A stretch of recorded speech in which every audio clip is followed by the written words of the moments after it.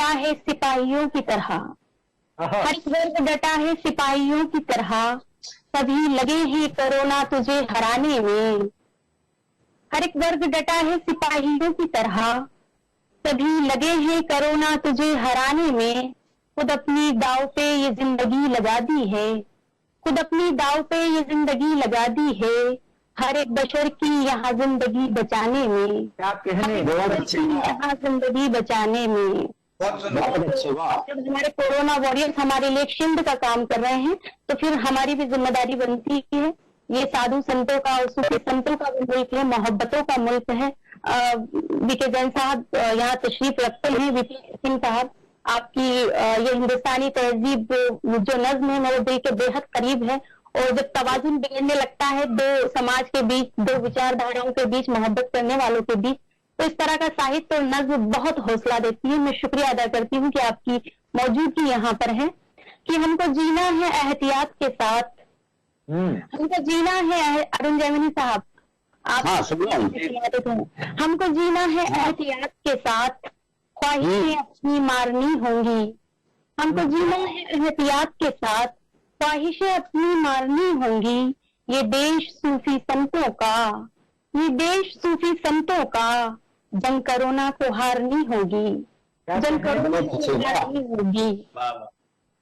आपने देखा होगा कि पूरे कोरोना काल के दौरान, इस महामारी के दौरान कुछ लोग जो अपनी जिम्मेदारी को एक युद्ध के रूप में ले रहे हैं और इस युद्ध में कुछ लोग शहीद भी हुए हैं। और हर शहर में कहीं ना कहीं इस तरह के उदाहरण हैं। हमारे शहर में भी थाना प्रभारी शहीद हुए हैं अपनी ड्यूटी देते हुए।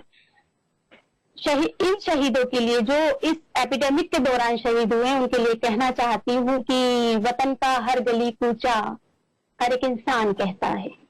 अच्छा है। वतन का हर गली कूचा हर एक इंसान कहता है। वतन पर मरने वालों पर वतन भी जान देता है, वतन पर मरने वालों पर वतन भी जान देता है। और शहीद मरते नहीं कभी कयामत तक, शहीद मरते नहीं कभी कयामत तक। सबक गीता भी देती है, सबक कुरान देता है, सबक गीता भी देती है, सबक कुरान देता है। और हकीकत फिर हकीकत है, कहानी फिर कहानी है। अच्छा मिसरा है, वाह। फिर हकीकत है, कहानी फिर कहानी है। मेरे भारत के नक्शे पर शहीदों की जवानी है, मेरे भारत के नक्शे पर शहीदों की जवानी है। वफादारी हमारे खून की गर्दिश में शामिल है, वफादारी हमारे खून की गर्दिश में शामिल है। वतन पे जान देने की हमें आदत पुरानी है, वतन पे जान देने की हमें आदत पुरानी है। वफादारी हमारे खून की गर्दिश में शामिल है, वतन पे जान देने की हमें आदत पुरानी है। मुल्क और कौम की अजमत को बचाए रखना, मुल्क और कौम की अजमत को बचाए रखना। ये साहित्यकारों से बेहतर कौन समझ सकता है, चाहे वो मार्टिन लूथर हो अमेरिका के या हिंदुस्तान के गांधी हो, कि मोहब्बत ने बड़ी बड़ी जंग को फतेह किया है। और अगर आखिरी मसले का हल मोहब्बत है तो उसको आज से ही क्यों ना शुरू किया जाए। कदर हिंद की ठीक है, मुल्क और कौम की अजमत को बचाए रखना, अपनी तहजीब की दौलत को बचाए रखना।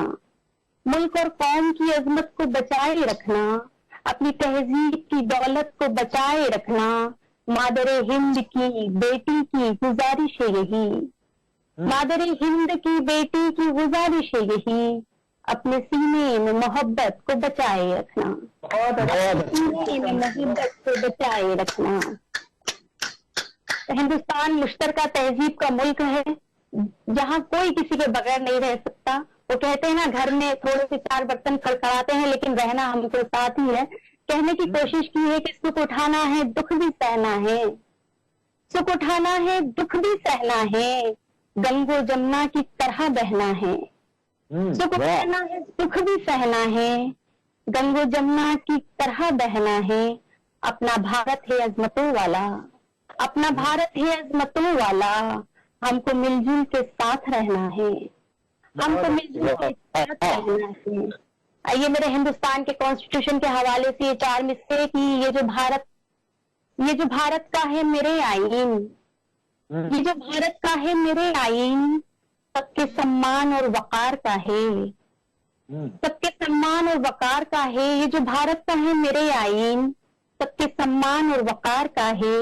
ये जमी है वतन परस्तों की, ये जमी है वतन परस्तों की, ये वतन सबके इख्तियार का है, ये वतन सबके इख्तियार का है। देखिए शहादत की महत्ता इस कोरोना काल में, जो कोरोना वॉरियर्स ने अपनी शहादत दी है, मैं उनको भी ट्रिब्यूट पेश करना चाहती हूँ। पर कभी कभी लगता है कि शहादत तो एक अमृत, वो एक नई जिंदगी है, हम क्यों श्रद्धांजलि देते हैं उनको? तो जिंदाबाद के हमें नारे लगाना चाहिए और हम लगाते ही हैं। लेकिन देखिए शहादत की ये महत्ता होती है कि ये सबसे ऊपर होता है, क्योंकि शहादत एक ऐसा एहसास है जहां तक पहुंचते पहुंचते लफ्ज भी दम तोड़ देते हैं कि कोई वजीर, कोई बादशाह, कोई अमीर, कोई वजीर, कोई बादशाह, कोई अमीर, किसी शहीद से बढ़कर तो हो नहीं सकता, किसी शहीद से बढ़कर तो हो नहीं सकता। जो सरहद पे सिपाही न जागते तो जनाब, जो सरहद पे सिपाही न जागते तो जनाब, कोई भी चैन से बिस्तर पे सो नहीं सकता, कोई भी चैन से बिस्तर पे सो नहीं सकता। हमारे पुरखों ने चाहे सरहद पर कुर्बानी दी हो या समाज के बीच दी हो, हम सभी हिंदुस्तानियों के पुरखों के हवाले से कि मादर हिंद पे कुर्बान हुए हैं लाखों, दिल के दरवाजे पे आवाज लगा कर देखो, मादर हिंद पे कुर्बान हुए हैं लाखों, दिल के दरवाजे पे आवाज लगा कर देखो, उंगलियां मुझ पे उठाने से नहीं कुछ होगा, मेरे पुरखों की भी तारीख उठा कर देखो, बहुत अच्छे, उठाने से नहीं कुछ होगा, मेरे पुरखों की भी तारीख उठा कर देखो। दुनिया के किसी भी हिस्से में अगर कोई जंग होती है तो उसका सबसे ज्यादा खमियाजा, उसका सबसे ज्यादा प्रभाव अगर किसी पर पड़ता है तो वो औरत पर पड़ता है, चाहे वो अमेरिका की औरत हो, चाहे वो हिंदुस्तान की औरत हो। और अगर जगह और धर्म का लेवल अगर हटा दिया जाए तो चाहे वो कश्मीरी पंडित की बहू बेटी हो, चाहे गुजरात की बहू बेटी हो, लेकिन वो एक औरत ही है जिसको जंग, क्योंकि मर्द को तो जंग मौत तक आजमाती है लेकिन औरत को तो मौत के बाद भी आजमाती है। जब कहना चाहती हूँ कि मैंने इस देश की मिट्टी से मोहब्बत की है, मैंने इस देश की मिट्टी से मोहब्बत की है, अपने पुरखों को यहाँ दफन किया है मैंने, सब्र की आखिरी मंजिल पे खड़े होकर भी सर की चादर को कई बार सिया है मैंने, सर की चादर को कई बार सिया है मैंने। हम सब यही दुआ करते हैं कि हिंदुस्तान की जो रूह है वो मोहब्बत है, और कौन इस एकता और इस मोहब्बत पर मेरे 4 मिसरे जो मैं शायद जब मंचों पर पहली मर्तबा गई थी तब मैंने पढ़ा था कि कौन हिंदू है मुसलमान नहीं जानते हैं, हम किस तरह की पहचान नहीं जानते हैं, और उन पे अफसोस भी, लानत भी है, धिक्कार भी है, वो जो इंसान को इंसान नहीं जानते हैं। बहुत अच्छे शबनम जी, बहुत लाजवाब आपने कलाम पढ़ा। मैं एक बात से जोड़ना चाहता हूँ, जो हिंदू मुसलमान का जो पहलू है, किसी भी तरीके की सांप्रदायिकता और जातिवाद का जो इस मुल्क में पहलू है, मुझे एक छोटी सी क्षणिका याद आती है।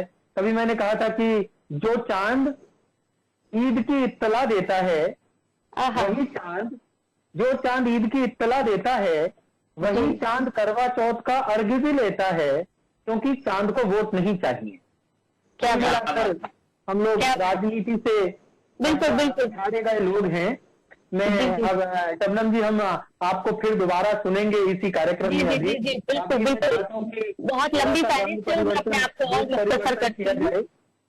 जी, मैं अरुण जैमिनी जी क्या हमसे जुड़े हुए हैं? उनका वीडियो थोड़ा अरुण जैमिनी जी के नेटवर्क में शायद कुछ प्रॉब्लम आ रही है, तो मैं आवाज देना चाहूंगा अपने आप को। अरुण जैमिनी जी जब तक आए तब तक मैं एक व्यंग्य का गीत पढ़ना चाहता हूँ। और दरअसल क्या है कि टेलीविजन पर लगातार कोरोना सुन के कान इतने पक गए हैं कि हमें हो या ना हो, लेकिन हमारे कानों को कोरोना जरूर हो गया है। ऐसा लगता है कि जैसे किसी ने हम पर आक्रमण किया है। दिन में 50 बार अगर जितनी बार इस देश में कोरोना का नाम लिया गया, इतनी बार अगर ढंग से राम जी का नाम ले लेते तो हम सब मोक्ष चले गए होते। लेकिन उससे बचने के लिए एक मध्यम वर्गीय राजनीति हमेशा सत्ता हमेशा निजी स्वार्थों पर बंधी रहती है और जनता की जो आम जनता की समस्याएं हैं उस तक उसका ध्यान नहीं जाता, क्योंकि बड़े राजभवनों को झोपड़ियों के भीतर की कराहें सुनाई नहीं देती हैं। मैं एक व्यंग्य गीत पढ़ना चाहता हूं इस मीटिंग में। मैं बताना चाहता हूं कि मध्यम वर्ग क्या क्या महसूस कर रहा है और राजनीति उससे क्या संवाद कर रही है। ये गीत मैं पहली बार किसी कार्यक्रम में पढ़ रहा हूं। कर्नल साहब, आपकी नजर करता हूं, ये गीत आदरणीय प्रवीण जी प्रस्तुत हैं। स्वागत। किसने बोला काम करो, घर बैठो आराम करो। हम कलाकारों ने कहा कि हम काम करना चाहते हैं, तो हमसे कहा गया घर बैठो आराम करो, चुप रहो, कहीं जाने की जरूरत नहीं है। तब गीत पढ़ता हूँ कि किसने बोला काम करो, घर बैठो आराम करो। कितना कुछ है मुमकिन देख, घर पर बैठ बुलेटिन देख, पैसों से कर टाइम पास, कितने हैं अच्छे दिन देख। भूख लगी हो खबरें खा, खबरों से ही प्यास बुझा, दिन भर अखबारों को पढ़, फिर अखबारों पर सो जा, खबरों पर विश्राम करो, घर बैठो आराम करो। इतने बोला काम करो, घर बैठ। सरकार डराती है साहब कि बाहर काफी गर्मी है, गर्मी बारिश भी है, दो रोटी के चक्कर में तूने आफत भर दी है। दाम चढ़ेंगे चढ़ने दे, रोग बढ़ेंगे बढ़ने दे, तंत्र मलाई खाएगा, तू बस खुद को पढ़ने दे। हर सपना नीलाम करो, घर बैठो आराम करो, किसने बोला काम करो, घर बैठ। और मैं बताना चाहता हूं कि देश में से हर तरीके के बंधन कब खुलेंगे कि माना तेरी आदत है लेकिन बाहर दहशत है, तुझको जिंदा रखना है, तेरी अभी जरूरत है। भाषण हो तो बाहर जा, रैली में नारे लगवा, नेताजी को वोट दिला, फिर मरता हो तो मर जा। नेताजी को वोट दिला, फिर मरता हो तो मर जा। ऐसे उम्र तमाम करो, घर बैठो आराम करो। बहुत अच्छे बोला। और किसी भी तंत्र में जब जनता मूक हो जाती है तो शासन निरंकुश होना शुरू करता है। वहां से एक बंद, अंतिम बंद पढ़ता हूँ गीत का कि दुखड़ा गाकर क्या होगा, सच दिखला कर क्या होगा, गूंगी बहरी जनता को गीत सुना कर क्या होगा। हम ऐसे फरियादी हैं, शोषण के हम आदी हैं, भीतर दहके अंगारे, बाहर गांधीवादी हैं। बहुत अच्छे बाहर गांधीवादी हैं। मन ही मन संग्राम करो, घर बैठो आराम करो, किसने बोला काम करो, घर बैठो आराम करो। तो मेरा ये संदेश है सरकार को कि ये कलाकार जो घर बैठे हैं, इनके घरों में भी चूल्हे हैं, इन्हें भी भूख लगती है, लेकिन ये देश के उन बंधनवारों की तरह हैं। जब घर सजे हुए होते हैं तो इन्हें कंगूरों पर टांग दिया जाता है, लेकिन जब घर पर कोई विपत्ति आती है तो घर और विपत्ति दोनों के साथ इन कंगूरों को छोड़ दिया जाता है अपने हाल पर। मैं चाहता हूं इन कलाकारों की भी सुध ली जाए। और अब मैं एक ऐसे कलाकार को बुलाता हूं जिसने तनाव के इन दिनों में भी लोगों के होठों पर मुस्कुराहट बिखेरने का काम जारी रखा। हम बहुत जोरदार तालियों के साथ स्वागत करना चाहते हैं अरुण जैनी जी। कोरोना भाग्य से सलाम करता हूँ, सल्यूट करता हूँ। आदरणीय सौम्य शर्मा जी की उपस्थिति में प्रणाम करता हूँ। और जब से कोरोना काल शुरू किया है, कह रहे आराम करो आराम करो। प्रधानमंत्री जी ने कहा था वर्क फ्रॉम होम, अब हम क्या कैसे करें वर्क फ्रॉम होम। तो वर्क फ्रॉम होम के तहत मैंने घर पर ही कविता सुनाई, ना कोई हंसा ना किसी ने ताली बजाई, ना ही कोई पेमेंट जेब में आई।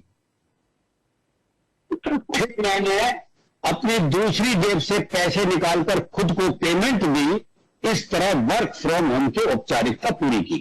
शानदार, वाह वाह वाह अरुण जी, वाह वाह। तो इस तरह वर्क फ्रॉम होम चल रहा है हमारा। तो फिर एक समस्या और आई, जो अभी भी चली रही है। मेरे को तो 19 मार्च के बाद से तो मैं घर से निकला ही नहीं, निकलने नहीं दे रहे कोई मुझे। तो जब बहुत दिन हो गए, बहुत ही दिन हो गए, तो लगभग सिर्फ पत्नी का चेहरा देख के आज शर्मिंदगी दिखाई दी, प्रणाम कर लेता हूं मैं। तो बहुत दिन हो गए, तो मैंने सोचा कुछ पल अलग ढंग से जिया जाए और किसी महिला मित्र को वीडियो कॉल किया जाए। तो मैंने अपनी सबसे सुंदर महिला मित्र को वीडियो कॉल मिलाया, लेकिन उसने फोन ही नहीं उठाया। थोड़ी देर बाद उसका लैंडलाइन पर फोन आया। मैंने फोन उठाने का कारण पूछा तो उसे समझाया, देखो सारे ब्यूटी पार्लर बंद हैं, वीडियो कॉल नहीं उठाऊंगी, मैं भी भाभी जी की तरह चुड़ैली लग रही हूं, इसलिए चेहरा नहीं दिखाऊंगी।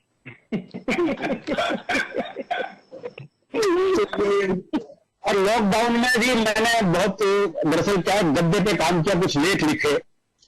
ये लेख कोरोना वायरस को भी समर्पित है। इस लेख का आप आनंद लीजिए। लेख का शीर्षक है रात 8 बजे।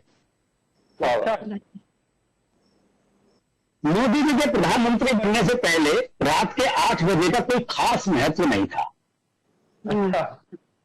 सिर्फ शराब कंपनी ने ही 8 PM के महत्व को समझा था। नोटबंदी से लेकर तालाबंदी तक मोदी जी ने इसे नई ऊंचाई दी। मैंने एक भक्त से 8 बजे का रहस्य पूछा तो वो कुटिलता से मुस्कुराते हुए बोला, भैया मोदी जी हर काम सोच समझ के करते हैं। 8 की विशेषता यह है कि जब जब आप इसे 7 से, तो माफ कीजिए 7 से गुणा करेंगे, तब तक इसका जोड़ 56 आएगा। वाह, बढ़िया। चलिए बात करते हैं वर्तमान की। आजकल पूरा देश, अब तो लॉकडाउन खत्म हो रहा है, ये लॉकडाउन के दौरान ही लिखा गया था। सब अपने अपने घर में कोरोना का रोना रो रहे हैं। सिलसिलेदार हम भी इस कोरोना को रोते हैं। अब बात करिए आप 22 मार्च। प्रधानमंत्री जी अपनी आदत के अनुसार रात को 8 बजे देश को संबोधित करते हैं। अपने संबोधन में वो 22 मार्च को जनता कर्फ्यू की अपील करते हैं और शाम 5 बजे 5 मिनट तक ताली या थाली बजाने का अनुरोध करते हैं। ये सब आपको याद आ रहा होगा। 22 मार्च को पूरा देश उनकी इस अपील का पालन करता है।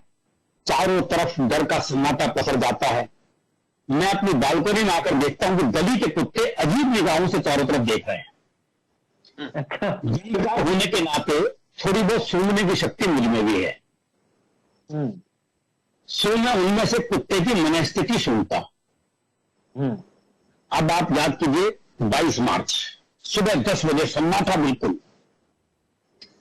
वो कुत्ते को की मनस्थिति सुनी मैंने। वो कुत्ता सोच रहा था, इतना सन्नाटा, लगता है सभी मनुष्यों को कुत्ता नगर निगम वाले पकड़ के ले गए। शाम 5 बजे ताली और थाली और शंख शोर एकदम मचा। तो उस कुत्ते की मनस्थिति मैंने पुनः पकड़ी। वो सोच रहा था, बहुत जल्दी छोड़ दिया इन सबको। फिर 7 बजे फिर वही सन्नाटा और वो कुत्ता फिर सोच रहा था, और मचाओ शोर, ले गए ना फिर से पकड़ के। बहुत अच्छे, बहुत बढ़िया रंजीत। इसके बाद मोदी जी फिर 8 बजे आते हैं और 21 दिन का संपूर्ण लॉकडाउन करके चले जाते हैं। अब लोगों की असली परीक्षा का समय शुरू होता है। भारतीय आदमी सिर्फ काम के समय ही खाली बैठ सकता है। खाली समय में तो उसके पास 50 तरह के काम रहते हैं। क्या बात है, वाह, क्या बात है, क्या बात। तरह तरह के टिकटॉक और चुटकुले जन्म लगते हैं। कोरोना का लेकर नए नए ज्ञान परक और अश्लील गीत रचे जाने लगते हैं। नई नई गालियां जन्मने लगती हैं। कुछ लोग सिगरेट का धुआं नहीं उड़ा पा रहे थे तो वह अफवाह उड़ाने में लग जाते हैं। बढ़िया। कुछ रचनात्मक लोग बीमारी को भी हिंदू मुसलमान रंग देने में लग जाते हैं। कभी फेसबुक पर लाइव आकर स्वस्थ लोगों को भी बीमार करने में लग जाते हैं। इनसे तंग आकर एक ने तो कह भी दिया, कोरोना से डर नहीं लगता साहब, तभी से लगता है। क्या बात है, वाह वाह। सामान्य पति जब झाड़ू पोछर बर्तन मांजते टेलीविजन के सामने बैठकर कैटरीना कैफ को बर्तन मांजते देखता है तो उसकी सारी थकान पल भर में काफूर हो जाती है। वाह। सभी न्यूज चैनल अपनी अपनी तरह से काम में लगे हैं। कोरोना से दंड, कोरोना बुलेटिन, कोरोना का कहर जैसे बुलेटिन के नाम हो गए। इटली में इतने मरे, फ्रांस में इतने, स्पेन में इतने मरे, अमेरिका में इतने, और भारत में सिर्फ इतने। पता नहीं लगता कि ये सूचना दे रहे हैं या लानत। बढ़िया बात है। व्हाट्सएप और फेसबुक पर इन दिनों इतना ज्ञान बह रहा है कि कोरोना खुद पढ़ ले तो उसकी नाक भी बहने लगे। गोमूत्र से लेकर स्वमूत्र के सेवन की शिक्षा दी जा रही है। जिनके लिए 2 रोटी के लाले पड़ रहे हैं, इन्हें चरमप्राश खाने की नसीहत दी जा रही है। क्या बात है, वाह वाह। धीरे धीरे पूरा देश पूरा देश बिग बॉस के घर में तब्दील हो गया है। इसमें नए नए टास्क जनता को मिलते रहते हैं। 130 करोड़ के इस घर में आसिम रियाज और सिद्धार्थ शुक्ला जैसे लोग भी हैं जो किसी भी टास्क को पूरा ना होने देने की होड़ में लग जाते हैं। क्या बात है। अंतिम पंक्तियां कोरोना वॉरियर्स को समर्पित करता हूं। डॉक्टर, नर्स, सफाई कर्मी, पुलिस का काम दुगना हो गया है, क्योंकि जिन्हें बचाना है उनसे बचना भी तो है। क्या बात है, वाह वाह वाह। बहुत बढ़िया, बहुत शानदार अरुण जी। क्या बात है। शेर याद आता है, दुष्यंत ने इमरजेंसी के टाइम एक शेर कहा था। वो शेर उन्होंने जेपी के लिए लिखा था, कर्नल साहब। शेर यूं था कि एक बूढ़ा आदमी है मुल्क में, या यूं कहो इस अंधेरी कोठरी में एक रोशनदान है। क्या बात है। गिर जाता है तो एक रोशनदान से उजाले की किरण आती है। वर्तमान दौर में जब कोरोना का अवसाद हमारे मन को पीड़ित कर रहा है, ऐसे में डॉक्टर्स को और पुलिस कर्मियों को मुस्तैद देख लगता है कि ये इस अंधेरी कोठरी के वो रोशनदान हैं जिन्होंने हमारे लिए सब कुछ सुरक्षित कर रखा है। मैं चाहता हूं कि उस रोशनदान की एक किरण अब इस कवि सम्मेलन में कविता पाठ करें। वे पुलिस के उच्च अधिकारी हैं, लेकिन मैं अक्सर उनके लिए कहा करता हूं कि उनकी वर्दी में खाकी है और वर्दी के भीतर खालिस कवि है, कोरा कवि है। मैंने उन जैसा हेल्पफुल आदमी पुलिस की वर्दी में तो कभी नहीं देखा। तो मैं चाहता हूं कि हम पवन जैन साहब को सुने, जिनकी कविताएं संवेदना की अनुगूंज हैं, जिनकी कविताएं सुनकर ऐसा लगता है कि जब बाबा तुलसी ने जब मुगल काल में मानस लिखी होगी तो संस्कृति को समेट लाने के लिए उनके भीतर कैसा जज्बा रहा होगा, उसकी झलक हमें पवन जी की कविताओं में मिलती है। मैं चाहता हूँ जोरदार तालियों के साथ हम स्वागत करें। और जैसे मैंने कहा कि उनके ऊपर खाकी है और अंदर कवि है, तो वे अपराधियों को तो पकड़ के जेल में डाल देते हैं। अब कवियों से उनका डायरेक्ट परिचय तो जेल में डाल नहीं सकते, क्योंकि पता ले दे के छूट जाएंगे। तो वो कवियों को पकड़ के ऐसे ले आते हैं, यहाँ पे खांचों में बैठा देते हैं, आओ और यहाँ पे कविता सुनाओ। तो आज हम सब अपराधी उन्हीं के पकड़े हुए हैं। जोरदार तालियों के साथ स्वागत करना चाहता हूँ।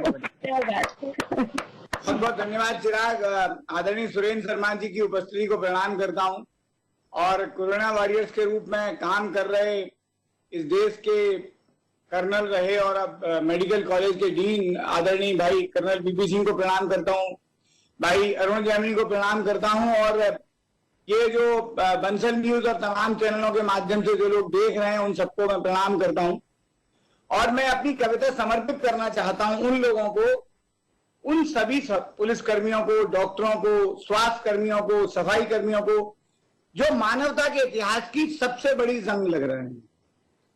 मेरे ख्याल में इतनी बड़ी विपत्ति मानवता पर कभी आई भी नहीं है। प्रथम पंक्ति के कोरोना योद्धा के रूप में अभी तक 250 पुलिसकर्मी काल कलविद हो चुके हैं। हमारे 200 से अधिक डॉक्टरों ने अपनी शहादत दी है। मैं ये मानता हूं कि ये शहादत किसी सीमा पर दी हुई शहादत से कमतर नहीं है। मैं सैल्यूट करना चाहता हूं उन लाखों पुलिसकर्मियों को, हजारों डॉक्टरों को जो पूरे प्राणपण से अपनी जान जोखिम में डालकर एक एक जीवन को बचाने के लिए भागीरथी प्रयास कर रहे हैं और समर्पण तथा सेवा की नई महागाथा लिख रहे हैं। मैं बंसल न्यूज और तमाम चैनलों के माध्यम से उन सभी कोरोना के योद्धाओं को सलाम करता हूं। और ये कविता आदरणीय सुरेंद्र जी को मैं समर्पित करता हूं, क्योंकि मेरे समय में टीवी चैनल पर वो मेरे को प्रत्यक्ष रूप से सुन रहे हैं। कोरोना से जीत जाओ जब जंग, छूट जाओ अपने पुराने रंग और ढंग तब मत कहना हम कर्मवीर, देवदूत या महान हैं, बस इतना कह देना कि हम भी इंसान हैं। बस इतना कह देना कि हम भी इंसान हैं। लॉकडाउन में जब आप घरों में बंद पड़े थे तब हम खाकी पहनकर आपकी सुरक्षा के लिए गली, नुक्कड़ और चौराहों पर खड़े थे।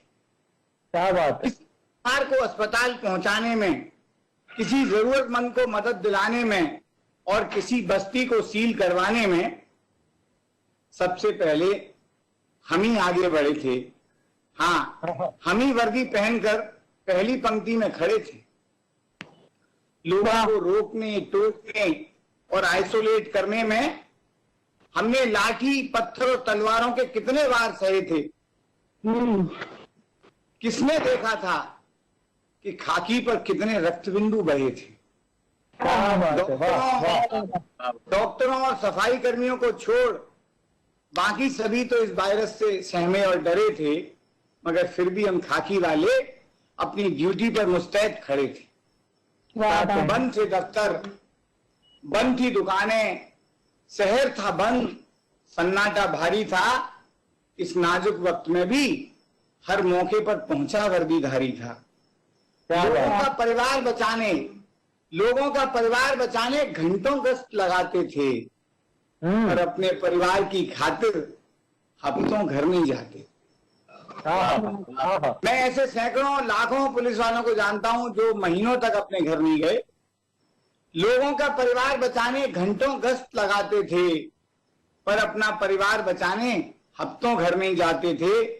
यूं तो हमारे भी हजारों साथी इस महामारी की चपेट में पड़े थे, मगर हम खाकी वाले फिर भी वर्दी पहनकर अपने फर्ज पर अड़े थे। इस कविता की अंतिम पंक्तियां निवेदित कर रहा हूं।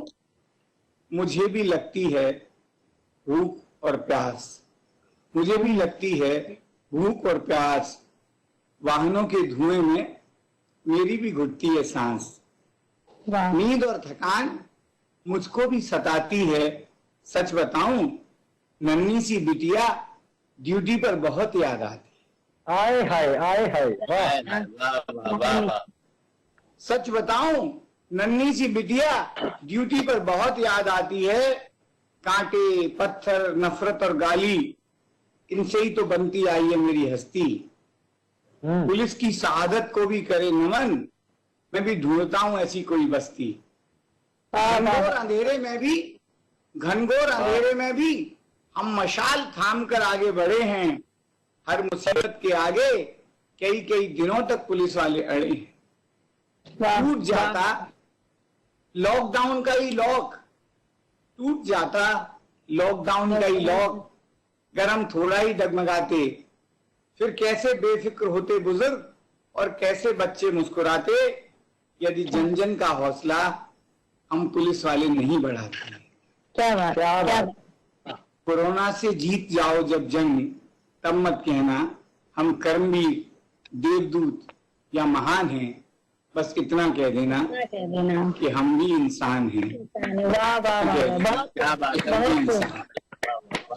आदरणीय सुरेंद्र जी को प्रणाम करते हुए बताता हूँ कि अब मैं भाई साहब यहाँ पे खेल संचालक का दायित्व तो निभा रहा हूँ, तो एक मन की कविता और पढ़ना चाहता हूँ। मैं खेल प्रेमी हूँ और बचपन से एक काम पूरी शिद्दत से करता हूँ कि सबसे पहले खेल का पन्ना पढ़ता हूँ। ऐसे करोड़ों करोड़ों करोड़ों खेल प्रेमी हैं हिंदुस्तान में, जिनकी आंखों में खुशी के आंसू आ जाते हैं जब दुनिया के सबसे बड़े मेले ओलंपिक में जनगण मन की धुन पर तिरंगा ऊपर जाता है और उसके नीचे एक भारतीय मुस्कुराता है। क्या बात। खिलाड़ी गीत हैं, गालिब की गजल हैं, गंगा हैं, सुना दे जो हमें जनगण, खिलाड़ी वो तिरंगा है। मेरी पीड़ा इस बात की है दोस्तों कि हिंदुस्तान के नसीब में 130 करोड़ के मुल्क के नसीब में 124 साल के ओलंपिक के इतिहास में हॉकी को छोड़कर एक खिलाड़ी स्वर्ण पदक जीत पाता है, क्योंकि अखबार में खेल की खबरें कम होती हैं और घपले घोटालों की ज्यादा। क्या बात है, वाह। वाह वाह वाह वाह। दुनिया में आयोजन होते हैं, जो लोग दिल्ली के राष्ट्रमंडल खेलों से वाकिफ हैं, आईपीएल के घोटाले से वाकिफ हैं, वो जानते होंगे कि दूसरे मुल्कों में, अमेरिका में, इंग्लैंड में, चीन में जितने हजारों करोड़ों में आयोजन होते हैं, वैसा खेल तो हजारों करोड़ों का हमारे नेता और अधिकारी खेलों से पहले कर जाते हैं। हमें शुक्रगुजार होना चाहिए सुरेश कलमाड़ियों का, ललित मोदियों का, विजय माल्याओं का, इन्होंने दुनिया को दिखा दिया कि भारत की अर्थव्यवस्था कितनी गहरी है, हमारी पाचन शक्ति कितनी विशाल है। दोस्तों, की नहीं दर्द की कविता है, और इस कामना के साथ पढ़ता हूं कि टोक्यो ओलंपिक अब 2020 में नहीं लेकिन 2021 में हों, और जब हिंदुस्तान के लोग जाएं तो हमें तिरंगे के लिए नीचे एक नहीं दर्जनों अभिनव बिंद्रा जंगल मन की धुन सुनवाते नजर आए। वाह वाह वाह वाह वाह। हम ओलंपिक में पदक क्यों नहीं जीत पाते? ज्यादातर खाली हाथ लौट कर आते हैं। विश्व कपों में खेलना तो दूर की बात है, हम क्वालिफाइंग राउंड में ही बाहर हो जाते हैं। हर प्रतियोगिता से पहले हम स्वर्णिम आशा की ज्योति दिल में जगाते हैं और अरमानों के बुझे हुए दिए लेकर आते हैं, क्योंकि पीवी संधू और साक्षी मलिक को छोड़कर बाकी सब तो पहले राउंड में ही पिट जाते हैं। जब छोटे छोटे देश पदकों से झोली भर आसमान गुंजाते हैं, अपनी विजय पताका बड़ी शान से फहराते हैं, हम 130 करोड़ होके भी जनगण मन के जयघोष को तरस जाते। मामले की गंभीरता को जानकर सरकार ने इसके कारणों की जांच के लिए एक जांच आयोग बिठाया, और जांच आयोग ने अपनी रिपोर्ट में ये पाया कि भारत का ओलंपिक में पदक न जीत पाना एक विदेशी साजिश का हिस्सा है। क्या बात यही हमारी बहुत बड़ी दास्तान का किस्सा है कि जिन खेलों में हमें महारत हासिल है वो खेल ओलंपिक में नहीं करवाए जाते। यदि भ्रष्टाचार की दौड़ और कमीशन की होड़ ऐसी प्रतियोगिता ओलंपिक में शामिल करवाएं तो हमारे अधिकारी, नेता और कारोबारी बैंक घोटालों और हवाला की धूम सारी दुनिया में मचाएं। जल, थल और नभ में महाघोटालों के नित नए कारनामे दिखलाएं। गोंडा, कलमाड़ी, विजय माल्या और नीरव मोदी जैसे उस्ताद ना जाने कितनी ओलंपिक कमेटियों को चूना लगा के आ जाएं।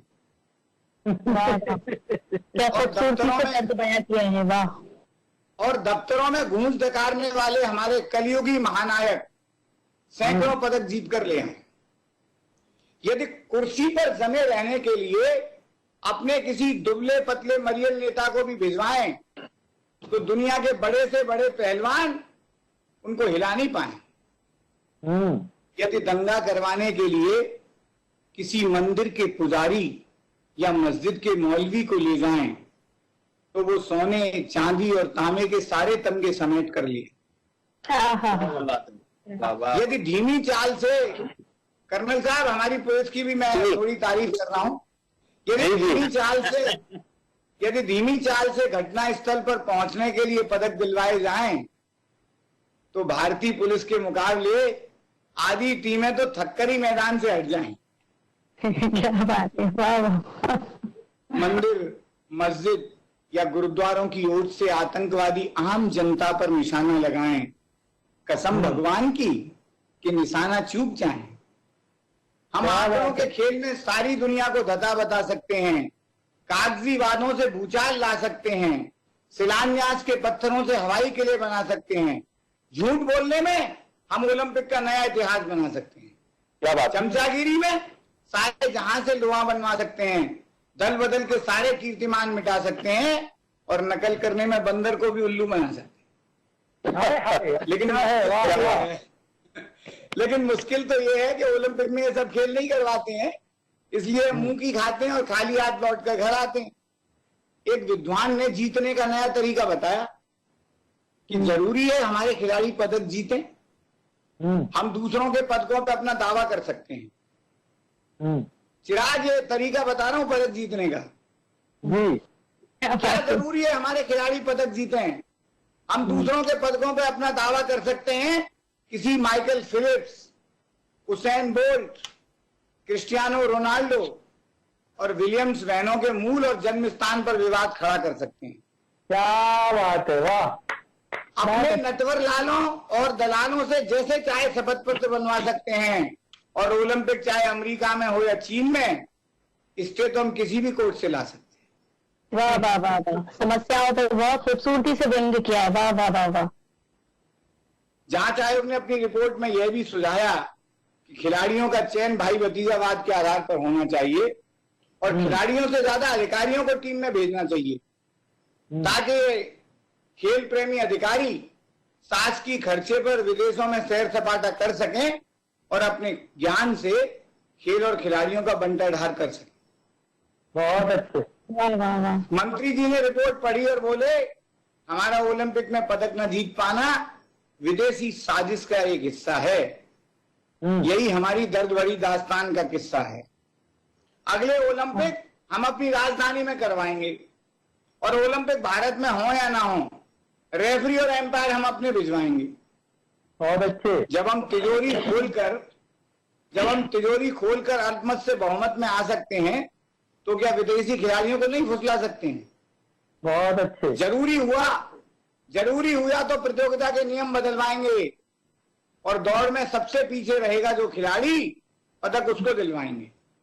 बहुत फिर अच्छे। हम, अरुण जी, ये प्रयोग है कि अगर हम पीछे रहने वालों को पदक दिलवा दे जाए, फिर हम पदक तालिका में फिसड्डियों की जमात में नहीं, सबसे ऊंचे पायदान पर नजर आएंगे, और आसमान में चारों तरफ तिरंगे ही तिरंगे फहराएंगे। फिर हम कहेंगे सीना तान कि मेरा भारत महान। वाह वाह, बहुत खूब, बहुत खूब।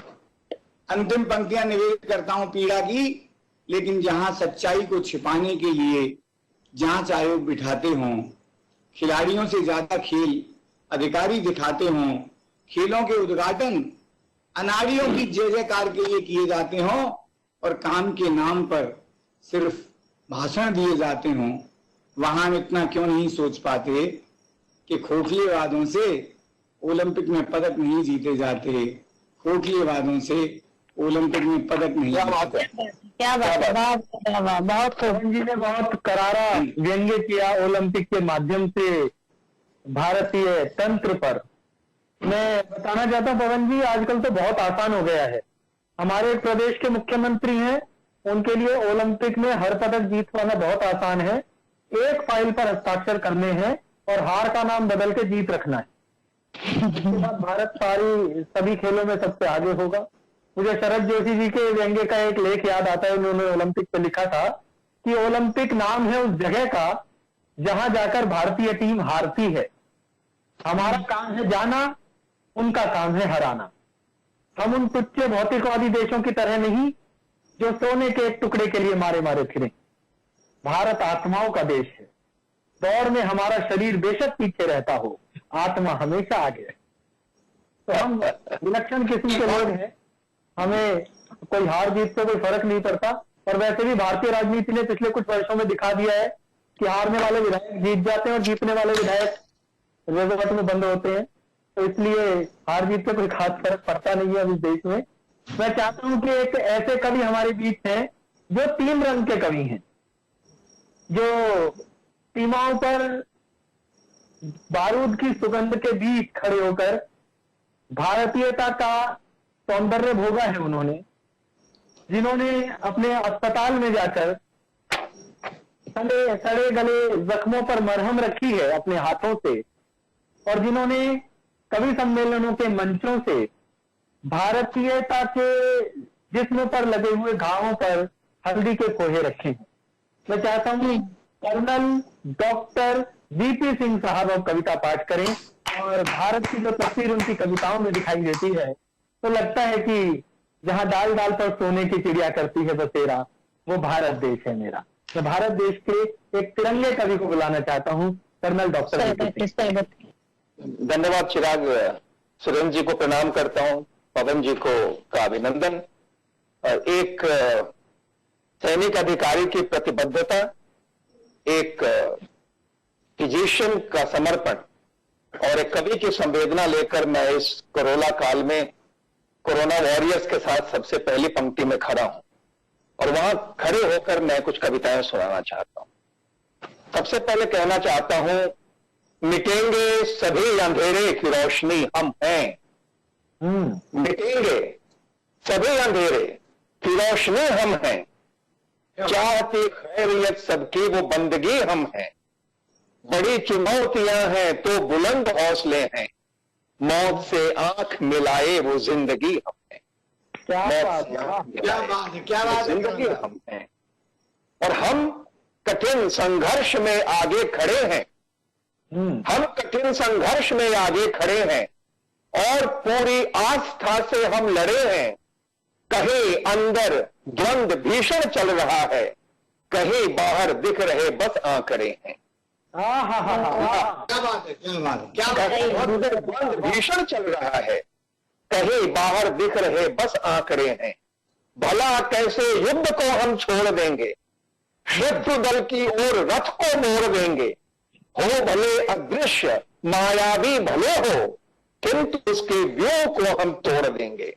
हमने कब चाहा कि हो बंधन हमारा, हमने कब चाहा कि हो बंधन हमारा। इस समर को जीतने का प्रण हमारा, भय रहित सेवा व्रति प्रतिबद्ध है हम। समर्पित कर्तव्य पर जीवन हमारा, समर्पित कर्तव्य पर जीवन मेरा। और जैसा मैं अक्सर कहता हूं कि खुले हैं अस्पताल, बंद सभी दैरो हरम। खुले हैं अस्पताल, बंद सभी दैरो हरम। यहां पे दर्द का मजहब नहीं पूछा जाता। खुले हैं अस्पताल, बंद सभी दैरो हरम। यहाँ पे दर्द का मजहब नहीं पूछा जाता। यहाँ के सिस्कियों को हर कोई आदर देता, किसी से कौन उसका रब नहीं पूछा जाता। किसी से कौन उसका रब नहीं पूछा जाता। मैं अपनी तेवर की कविता सुनाऊं उससे पहले एक कविता सुनाना चाहता हूं। अपने 40 वर्षों के डॉक्टर की जिंदगी में मैंने ऐसा कभी नहीं देखा कि हमारा कोई बहुत आत्मीय अपनी अंतिम सांसें ले रहा हो और हम उसके पास खड़े ना हो पाए। किसी की मृत्यु हो गई हो और हम पहुंच ना पाए। अपने पिता को, अपनी मां को, अपनी बहन को, अपने दादा को, अपने नाना नानी को गले ना लगा पाए मर जाने के बाद। ऐसा दर्द मैंने 40 वर्षों में कभी नहीं देखा। और आज जब इस दर्द को देखते हो तो मुझे कहना पड़ता है कि उन बच्चों के मन में, उन परिजनों के मन में क्या बात उठती होगी। वो कहते होंगे, साथ उन अंतिम क्षणों में रह न पाए, साथ उन अंतिम क्षणों में रह न पाए और तुमको विदा तक भी कह न पाए। साथ उन अंतिम क्षणों में रह न पाए और तुमको विदा तक भी कह न पाए। थाम कर उंगली हमें चलना सिखाया, हर अंधेरी रात में जलना सिखाया। मंत्र जीवन के सभी तुमसे मिले थे, समय के सांचे में भी ढलना सिखाया। जो दुआ बनकर सदा सर पर रहा, कांपते उस हाथ को हम कह न पाए और तुमको विदा तक भी कह न पाए, और तुमको विदा तक भी कह न पाए। तुम्हें रहती थी सदा चिंता हमारी, थी नहीं अपनी कोई इच्छा तुम्हारी। खुशी के जो पल हमें तुमने दिए हैं, क्या कभी कर पाएंगे उसकी शुमारी। प्यार कितना था तुम्हारे एक दिल में, प्यार कितना था तुम्हारे एक दिल में, कभी उस भावना की तह न पाए और तुमको विदा तक भी कह न पाए। अंधेरों में तुम हमारी रोशनी थे, चांद तारे दीप जुगनू चांदनी थे जगी रातों में परियों की कहानी। तुम मोहब्बत थे हमारी बंदगी थे, तुम गए ऐसे कि सारे शब्द ठहरे, थमे आंसू भी हमारे बह न पाए और तुमको विदा तक भी कह न पाए। साथ उन अंतिम क्षणों में रह न पाए और तुमको विदा तक भी कह न पाए। हमने अपने सैनिक तेवर की एक कविता, इस कारगिल, इस कोरोना के समय भी हमारे सैनिक चीन के साथ एक संघर्ष में लगे हैं। कितनों की मृत्यु हो गई, कितने शहीद हो गए। तो मैं एक बात कहना चाहता हूं और याद दिलाना चाहता हूं चीन को कि यह 62 का देश नहीं है। 62 से आज तक हम बहुत बदल चुके हैं। सारी सरकारों को धन्यवाद देते हुए आज हम जहां खड़े हैं वहां मैं कहना चाहता हूं, ले अंगड़ाई जाग उठा है सूरज स्वाभिमान का, एक नया युग शुरू हुआ है प्रगति का उत्थान का, और शीश उठाए सीना ताने दुनिया से ये कहना है, किसी दान पर टिका नहीं है झंडा हिंदुस्तान का। क्या बात है, वाह वाह। दान पर टिका नहीं है झंडा हिंदुस्तान का।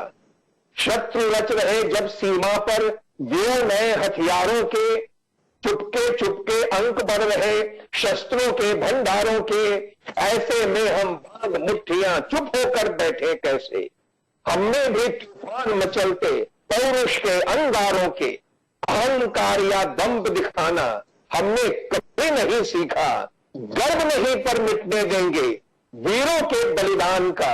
शीश उठाए सीना ताने दुनिया से ये कहना है, किसी दान पर टिका नहीं है झंडा हिंदुस्तान का। अहिंसा का पूजक पर बाहों में भी बल है। इस छंद में आगे मैं अपने राष्ट्र कवि रामधारी सिंह दिनकर की एक पंक्ति का प्रणाम करते हुए उस पंक्ति का उपयोग करना चाहता हूं। हृदय अहिंसा का पूजक पर बाहों में भी बल है, हमें ज्ञात है सीमाओं पर पनप रहा जो छल है, और दया धर्म के साथ साथ हमने यह भी सीखा है, क्षमा शोभती उस भुजंग को जिसके पास गरल है। वाद नहीं लेकिन प्रतिकारों का संकल्प लिए, एक एक सैनिक प्रतीक है पुरखों के सम्मान का।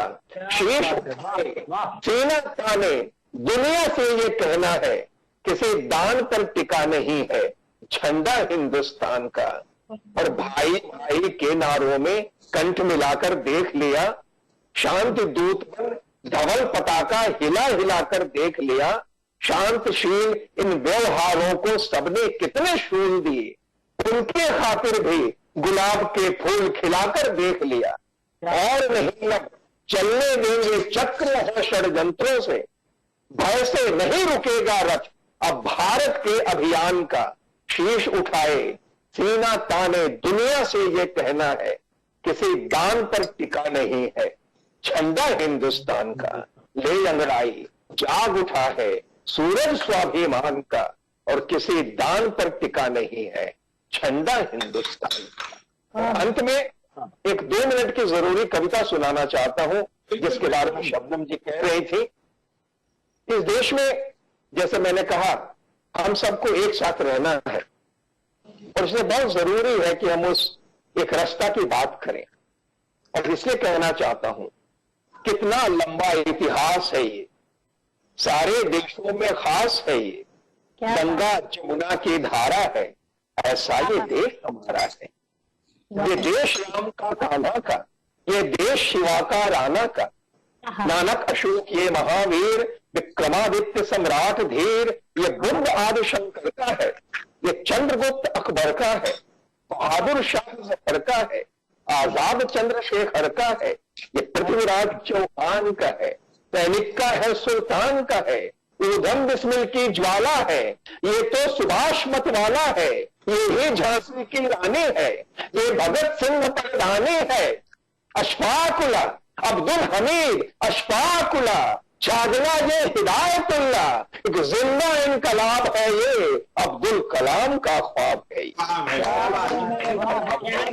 अब्दुल कलाम का ख्वाब है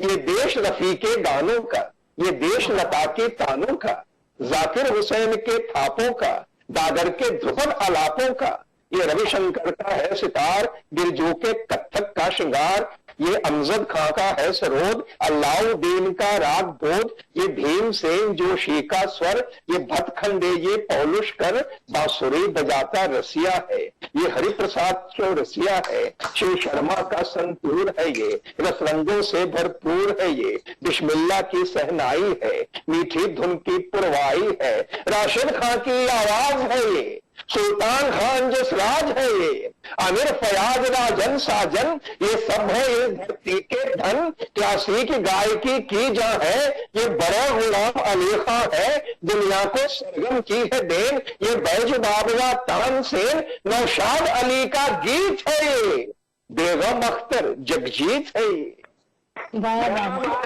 गीत है ये, बेगम अख्तर जगजीत है ये तुलसी है, ये कालिदास, ये गीतों गजलों की मिठास, जायसी रहीम जयदेव सूर, खुसरो फरीद बुल्ले कबीर, हरियौत निराला पंथ है ये, मजरूर मीर दुष्यंत है ये महादेवी बच्चन दिनकर, ये जौक मजाज बशीर जिगर, ये नूर निदा नीरज बेकल, हिंदी उर्दू की धार प्रबल, ताहिर शकील कैफी खुमार, ये है फिराक ये शहर यार, मीरा नजीर रसखान है ये, विद्यापति कवि का गान है ये है गालिब की शोक गजल, ये है इतराता ताजमहल, ये लाल किला ये कुतुब मीनार, कोणार्क अजंता की पुकार, बेखौफ रूहानी मस्ती है, निजामुद्दीन है चिश्ती है, भाईचारा आनंद है ये, और निर्भीक विवेकानंद है ये। सुभान अल्लाह, बहुत खूब। ये कपिल सचिन, ये गावस्कर, मंसूर बेग, इरफान अजहर, तायनाज अभिनव राठौर है ये, उषा मिल्खा की दौड़ है ये, इकबाल जफर के दी बाबू, ये ध्यानचंद का है जादू, ये मीना है, मधुबाला है, नरगिस बैजंती माला है, नूतन है और वहीदा है, हेमा माधुरी फरीदा है, राजेंद्र देव और राज है ये, नसीरुद्दीन बलराज है ये, राजेश ओम महिपाल है ये, महमूद कन्हैया लाल है ये, अमिताभ और सलमान है ये, शाहरुख है, आमिर खान है ये, इरफान ऋतिक रणवीर है ये, सफदर हबीब तनवीर है ये सत्यजीत आसिफ कमाल, ये बिमल रॉय है बेमिसाल, फन की बहती रसधार है ये, यूसुफ है, दिलीप कुमार है ये, फन की बहती रसधार है ये, यूसुफ है, दिलीप कुमार है ये, शैलेंद्र हसन गुलजार है ये, हसरत है जान निसार है ये, खयाम रबी एसडी बर्मन, लक्ष्मी प्यारे रहमान मदन, मन्ना मुकेश किशोर तलत, दिलराज सुरैया गीता दत्त, शमशाद मुबारक बेगम है, पंकज सहगल के सरगम है, ये गीतों की लंबी कतार, ये नगमों की मीठी फुहार, सूफी संतों की भाषा है, संबंधों की परिभाषा है, गालिब गांधी का अमर विचार है ये, टैगोर तिलक का प्यार है ये, लोहिया पटेल ये जयप्रकाश, नेहरू के सपनों का आकाश, ये लाल बहादुर की उड़ान, ये जय जवान ये जय किसान, ये इंदिरा है, गुलजारी है, ये पंडित अटल बिहारी है, ये भद्रा। और अंत में कहना चाहता हूं, ये भद्रा और हरा भी है, रंगों से भरा भरा भी है, ये भजन नाथ का वाली है, ये ईद और दिवाली है, रोजा कलमा रमजान है ये, गीता है और कुरान है ये, कर्तव्य वफा ईमान है ये, और दोनों का हिंदुस्तान है ये। सुभान अल्लाह, बहुत शानदार, बहुत ही शानदार। आपने भारत की सांप्रदायिक सद्भाव और वैविध्यपूर्ण संस्कृति को जिस भाषा और जिस शब्द शिल्प के साथ प्रस्तुत किया, मैं उसके लिए आपको पुनः सलाम करता हूं। और मैं अब सुरेंद्र शर्मा जी को बुलाऊं, उससे पहले आपकी एक कविता सुनकर मुझे अपने कुछ घनाक्षरी के छंद याद आ गए, जो आज इस में घनाक्षरी हुई भी नहीं है, तो मैं वो 4 छंद सुना देता हूं, फिर मैं आदरणीय सुरेंद्र जी को आवाज दूंगा। कि भारत की पूर्णता का भान करने के लिए वेद की ऋचाओं का सुज्ञान भी जरूरी है। भारत की पूर्णता का भान करने के लिए वेद की ऋचाओं का सुज्ञान भी जरूरी है। मंदिरों की संध्या आरती के सुर मुख्य है, तो मस्जिदों से उठती अजान भी जरूरी है। कार्तिक असौज माघ सावन भी अहम है, कार्तिक असौज माह सावन भी अहम है। मीठी ईद वाला रमजान भी जरूरी है। नानक कबीर बुद्ध महावीर ईसा मसीह राम भी जरूरी, रहमान भी जरूरी है, रहमान भी जरूरी है। मीरा का मुरारी जसोदा का क्या क्या स्वरूप हमने एक अवतार के कितने स्वरूप दिखाए कि मीरा का मुरारी जसोदा का नंदलाल और राधिका के सांवरे से कंस भी समान है, एक ही है स्वरूप, चाहे कुछ भी हो। मीरा का मुरारी जसोदा का नंदलाल और राधिका के सांवरे से कंस भी समान है। जन्म से मरण तक कोई सा भी पंथ रहे, आदि भी समान और अंत भी समान है। शिव से मरण तक कोई सा भी पंथ रहे, कोई सा भी पंथ रहे, आदि भी समान और अंत भी समान है। बैरागी, फकीर, ब्रह्मचारी, त्यागी, पीर बाबा, सिद्ध, ऋषि, मुनि, साधु, संत भी समान है। यंत्र भी समान, तंत्र मंत्र भी समान और भीतर से सारे धर्म ग्रंथ भी समान है। क्या बात है, समान। बहुत बढ़िया। और हमारे यहाँ कुछ ऐसे टोटके होते हैं जो दुनिया में किसी के पास नहीं है, कि चौराहे को लांग जाओ तो बीमार हो जाओगे और चौराहे पर चवन्नी रखा हो तो ठीक हो जाओगे। ये जादू भारत में ही है कि झाड़ फूक वाले टोने टोटके भी अपने हैं, जड़ी बूटी वाला वो इलाज भी हमारा है। शंख फूंकने से बांसुरी की तान तक दक्ष, शस्त्र भी हमारा और साज भी हमारा है। शोणित के पान की परंपरा हमारी ही है, शोणित के पान की परंपरा हमारी ही है। क्षमादान करता रिवाज भी हमारा है। गंगा जी का तट मणिकर्णिका हमारा है, तो जमुना किनारे बना ताज भी हमारा है। और अंतिम वर्तन है इसका, युद्ध संस्कृति के देश में, कि युद्ध से विरक्त होके संत जो बना था वीर, मौर्यवंशी शासक महान भी हमारा है। भोज, अकबर, शेरशाह, रणजीत, हर्ष, महाराणा पौरुष चौहान भी हमारा है। भारतीय दर्शन जान के सुदर्शन, शून्य पे जो बोला था वो ज्ञान भी हमारा है। भारत हमारा, आर्यवर्त भी हमारा ही है। इंडिया हमारा, हिंदुस्तान भी हमारा है। भारत हमारा, आर्यवर्त भी हमारा ही है। इंडिया हमारा, हिंदुस्तान भी हमारा। और मैं चाहता हूं कि कुछ ठहाके हो, कुछ संजीदगी की बात हो। एक ऐसे शख्स जिन्होंने जीवन में, अपने आचरण में और अपने मंच पर कविता को एक जैसा जिया है, जिनकी कथनी और करनी में एक समानता दिखाई देती है। जोरदार तालियों के साथ अब ये मंच में सौंपता हूं आदरणीय पद्मश्री सुरेंद्र शर्मा जी को।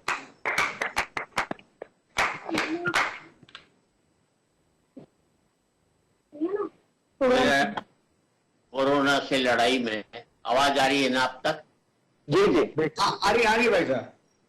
हाँ, कोरोना की इस लड़ाई में चाहे सिपाही हो, चाहे डॉक्टर हो,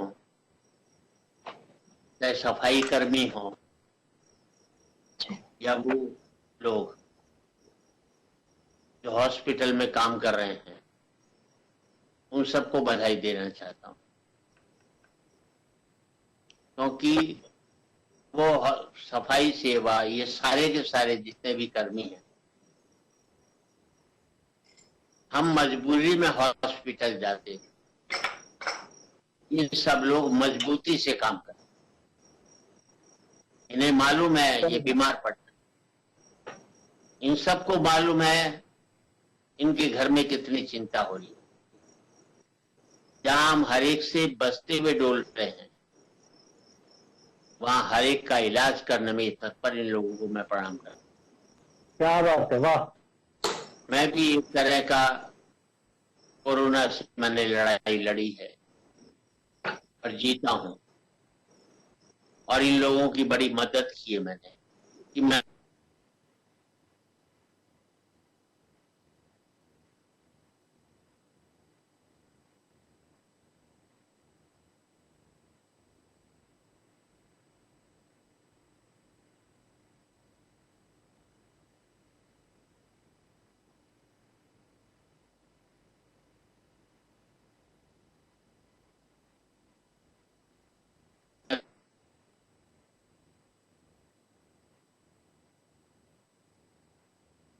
ये काम करो, तो मैंने कहा कोरोना का मतलब है करोना, कुछ भी मत करो ना। वो मान गई और उसने भी यही काम शुरू कर दिया। आज ऊपर की हालत है, कितनी भी हालत खराब हो, सब कुछ खराब हो, एक दिन जबरदस्ती सब्जी बनानी पड़ी, कुछ नहीं किया मैंने। अपनी सब्जी जब तैयार हुई निकाल ली, बाकी सब्जी में 3 चम्मच मिर्च की डाल दी, और उस तिलमिलाहट का जो मैंने आनंद लिया, समझता हूँ कोरोना में मैंने बड़े सुख का अनुभव किया और उसके बाद जिंदगी में कुछ भी काम करने से घर में मैं बच गया। क्या क्या फॉर्मूला दिया भाई साहब, अच्छा फॉर्मूला है। करुणा और कोरोना एक ही बात है, पर मेरा सबसे बड़ी दिक्कत है इस देश में 16 लाख लोगों को कोरोना हुआ और इस मीडिया ने 130 करोड़ के दिमाग में कोरोना पैदा कर क्या बात है, वाह। इतना अपराध किया इन लोगों ने, इसके प्रति हमें जागरूक करने की बजाय दहशत पैदा कर दी और इतनी दहशत पैदा कर दी कि सगा बाप भी मर गया तो बेटा उसे लेने के लिए ना तो हॉस्पिटल गया ना शमशान घाट गया। सोशल डिस्टेंस हो गया पूरा, ना तुम्हारा भाई है ना कोई, सब कुछ है, सिर्फ तुम हो। पूरे परिवार को एक अकेले आदमी में तब्दील कर दिया इसका और इतनी दहशत पैदा की। मैं समझता हूँ एक बहुत बड़े गलत काम हो। सोशल डिस्टेंस शब्द ही गलत है, शब्द होना चाहिए फिजिकल डिस्टेंस। क्या बात है, वाह। क्या बात, सोशल डिस्टेंस, एक आदमी कोरोना में हम उससे सोशली भी कट जाएं तो क्या हालत होगी इस आदमी।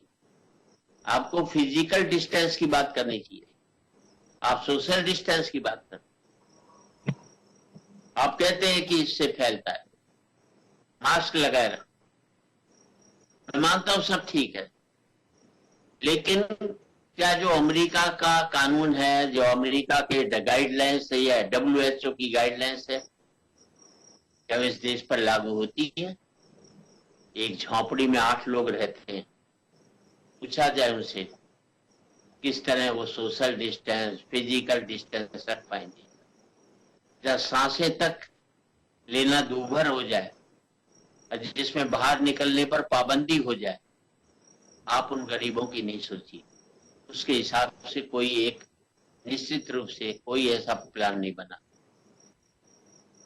उनका इम्यून सिस्टम अच्छा है, खराब पानी पी रहे हैं, खराब जगह रह रहे हैं, खाना का जो ढंग है, ढंग क्या है, किस तरह का जो खाना होता है वो भी कोई हाइजीन के हिसाब से ठीक नहीं है, फिर भी उन्होंने अपने आप को जीवित रखा है और अपने संबंधों को जिया है।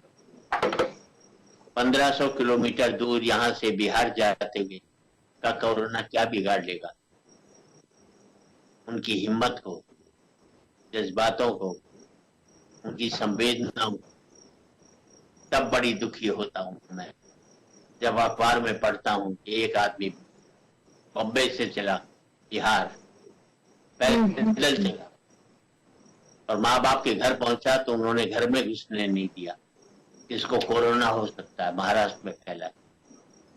वो अपनी ससुराल गया, वहां नहीं घुसने दिया। आखिर में उसने नदी में कूद करके आत्महत्या कर दी। ओहो, हमारी संवेदनाओं को मार दिया।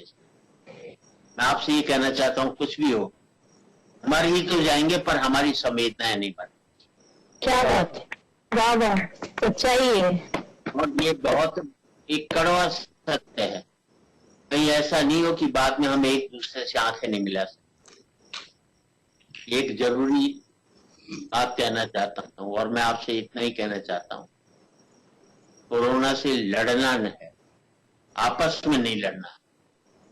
इस समय की राजनीति कर रहे हैं लोग, कहीं चुनाव हो रहे हैं, लोगों को अपनी सत्ता बनाने की चिंता है, कोरोना वालों की किसी को कोई चिंता नहीं, या कोई भी राजनीतिक धर्म। मुझे भी कहा इतने चुनाव हो रहे हैं, आप आ जाइए, लड़ लीजिए चुनाव। मैंने कहा हमने तो इस देश की जनता को प्यार से जीता, हमें लड़ने की जीतने की क्या जरूरत है। क्या बात, क्या बात है। अपनी सद्भाव, अपने प्यार बनाए रखिए। और एक छोटी सी कविता मैं भी पढ़ देता हूँ और इस पर विशेष रूप से आपका ध्यान का। हास्य की कविता है, हास्य की मेरी अंतर्राष्ट्रीय कविता है। अंतर्राष्ट्रीय कविता इसलिए, हास्य की कविता, हर कविता जो है राष्ट्रीय रचना होती है। जिस कविता को सुनकर हिंदू भी हंसे, मुसलमान भी हंसे, जो सुने वो हंसे, इससे बड़ा राजनेता वाह वाह वाह, क्या बात। वो नहीं होती तो हिंदू को हंसाए और मुसलमान को रुलाए, तो मैं समझता हूँ वो भी एक हास्य होता है। रस की कविता पढ़ता है कि दोनों की आंखों से आंसू निकलता है, जाकर के राष्ट्रीय रचना कहलाता है।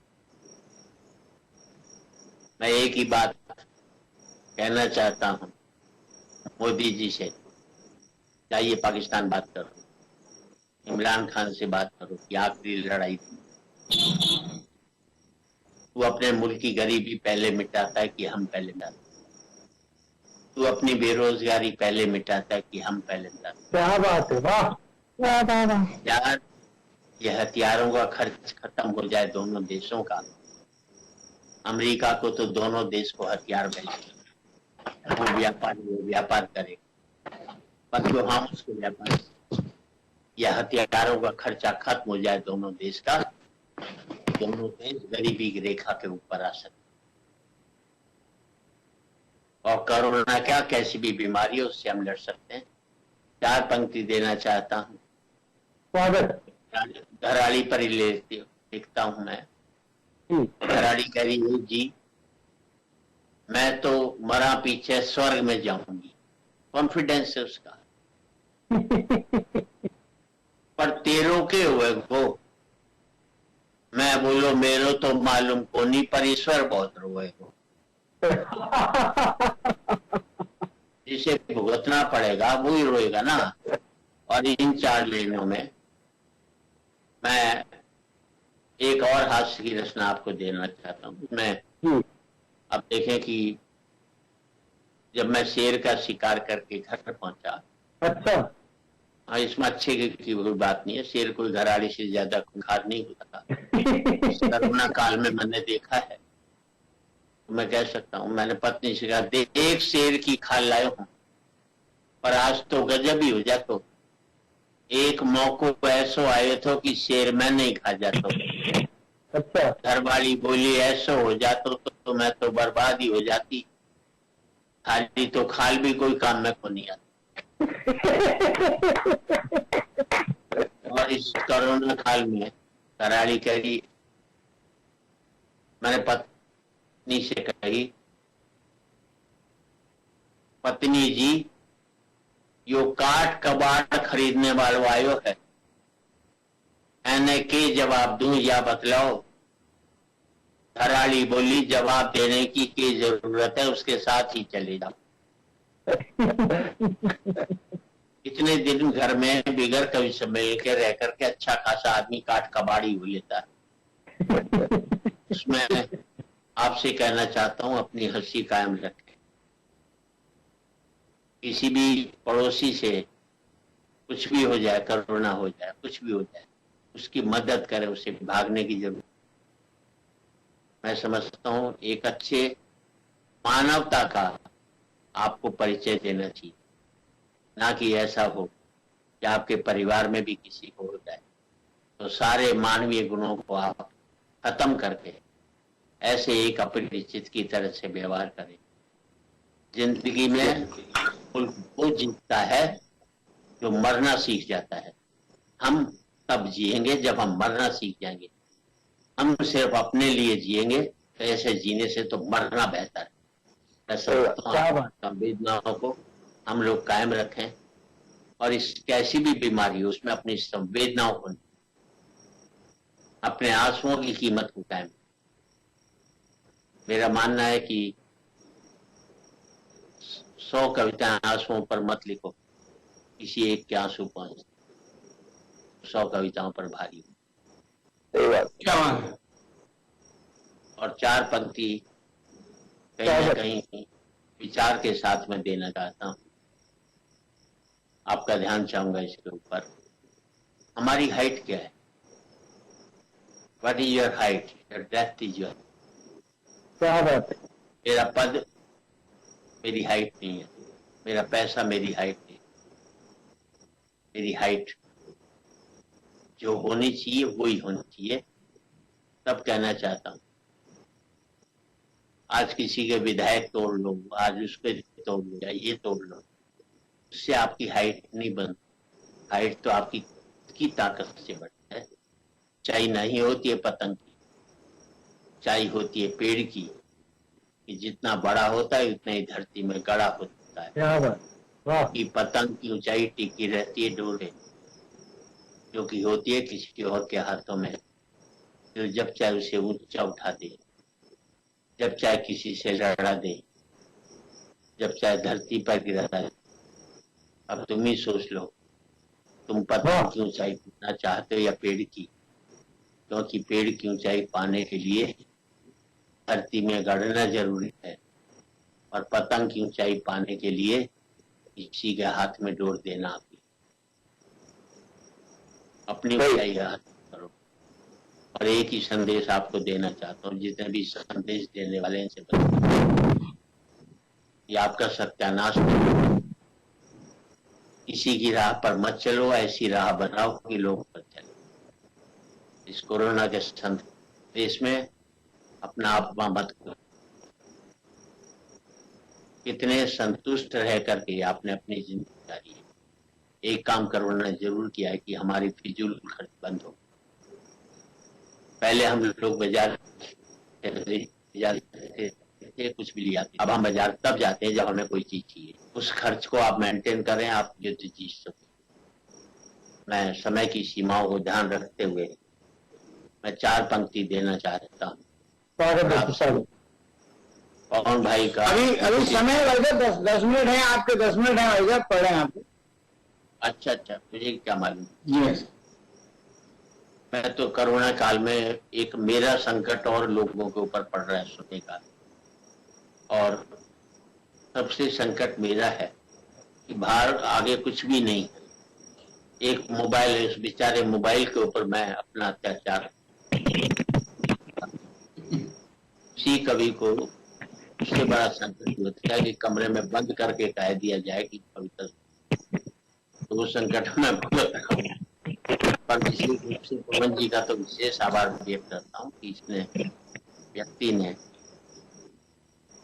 जिस विभाग में रहते हुए भी करुणा को प्रथम स्थान दिया है, एक मानवीय गुणों को पुलिस विभाग में जिसने स्थापित किया। 40 साल पहले की घटना मुझे याद है, कितने हजार खान मजदूरों को इस व्यक्ति ने ऋण मुक्त, और आज भी वहां जाता हूँ सरगुजा तरफ, किसी पुलिस अधिकारी का अगर वो नाम ले तो पहुंच। हमारा सौभाग्य है कि वो हमारे इस कवि समुदाय के एक सदस्य हैं, तो उनके प्रति भी अपना आभार व्यक्त करता हूँ। कर्नल वीपी सिंह युद्ध में रहते हुए भी जिनके अंदर एक राष्ट्रीय भावना को उजागर किया,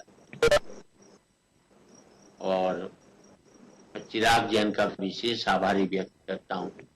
उसने थोड़ा ज्यादा पढ़ करके मेरे उस समय बचा दिया, पढ़ना उतना और मुझे पढ़ना पड़ता है। भाई एक मन की कविता से समापन करिए, एक अच्छी कविता पढ़ के, आपकी जो पसंद की कविता हो एक कविता पढ़ के समापन करिए। वैसे 5-7 मिनट है अभी। हाँ, तो 3-4 छोटी छोटी कविताएं पढ़ देता हूँ। स्वागत जी, कोई फर्क नहीं पड़ता